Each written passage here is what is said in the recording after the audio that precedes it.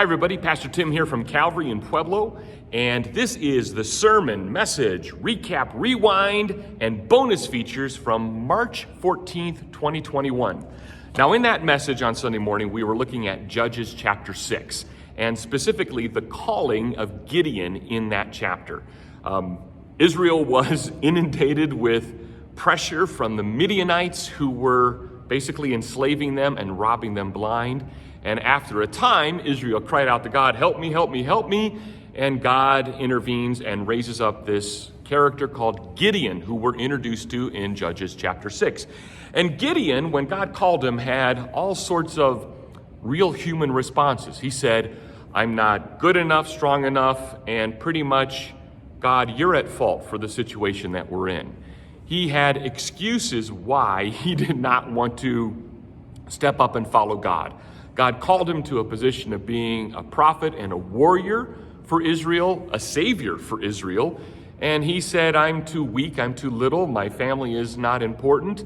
And pretty much, God, you're leaving us in this position because you forgot how miraculous your saving works have been in the past, and you've given up on us, basically. Blamed God for the situation they were in. God was incredibly patient to Gideon during this turmoil in Gideon's heart, this faithlessness in Gideon. And so God gave him some proofs. And one of those proofs were Gideon gave him a sacrifice, and God immediately on the spot burnt that sacrifice up with the touch of his staff, burned everything in a miraculous moment right in front of Gideon's eyes. And then God gave him a task. He said, I want you to save Israel, but let's start off with a small, simple step. Tear down the idols in your family's yard, basically, that the entire city would go to and worship. And this was Baal and Ashereth, two of the local gods there that was a god of fire and thunder and a god of fertility. And so Gideon does that, although he does it in the secrecy and cover of night. Obviously, he didn't want to be found out, and so he does it. And the city is in an uproar. The city goes, who could cut down our idols? Who burnt these offerings? Who did this? Who destroyed our God? And Gideon's father steps up and says, okay, through the investigation, it was Gideon, but let Baal defend himself. If Baal is really that offended that his altar has been cut down, that his idol has been destroyed, let Baal defend himself. And of course, Baal is made of wood and stone, has no voice, can't do anything. It's made by human hands, and of course didn't exact revenge against Gideon. So God gave Gideon a small little task and said, hey, start here, accomplish this, let's work through it, and then I'm going to have you save Israel, the big step. Gideon needed that because he needed those small, faithful steps of confidence that God is with him and God's going to protect him. If God is with me and protects me in these small things and I see him faithful, he's going to protect me in the large things as well.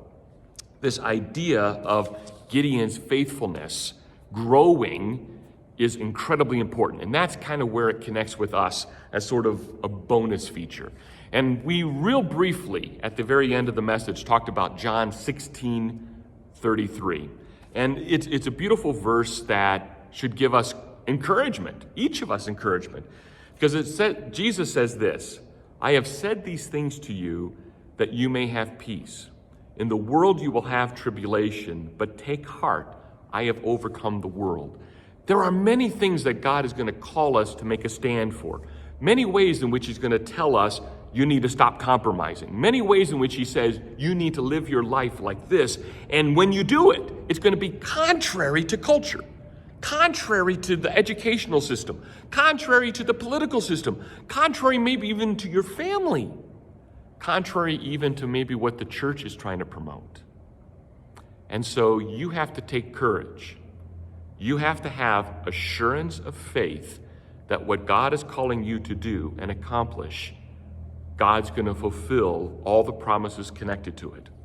And the greatest promise connected to it is when Jesus says, I've overcome the world.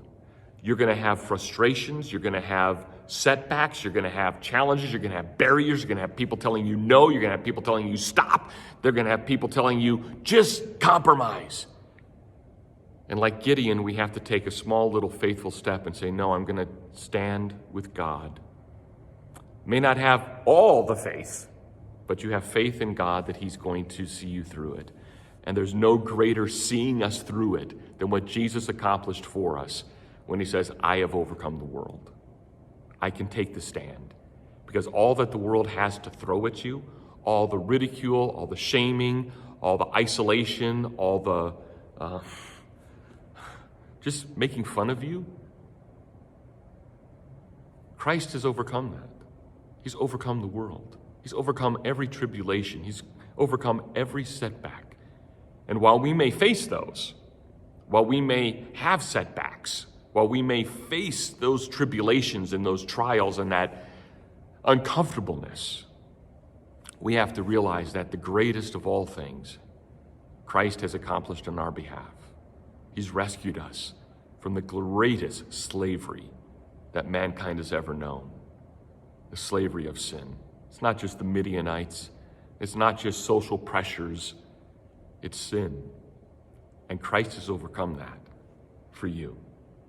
And that's why he says, you can trust me.